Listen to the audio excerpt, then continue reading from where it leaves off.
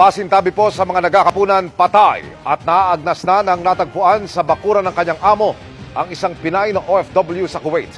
Kaya ang kanyang pamilya nananawagan ng hustisya. Nakatutok si Rafi Tima.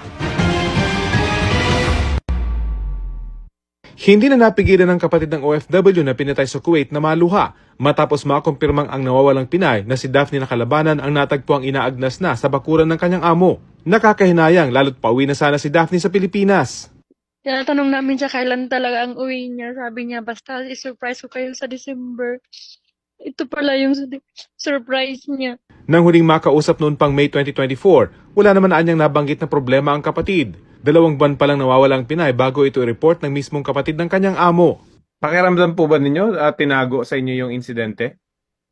Opo, baalak po talaga na itago po. Ang hiling lang po namin na sana makauwi yung kapatid namin.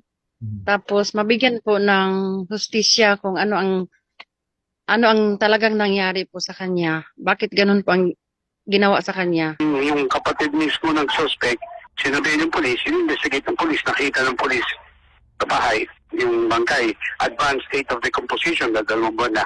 Nakakulong na ang suspect na may criminal record umano batay sa natanggap na impormasyon ng DFA. We assure the public that government will do all it can to seek justice. Malungkot na nangyari ito, katapusan ng taon. Para sa GMA Integrated News, Rafi Tima, nakatutok, 24 oras.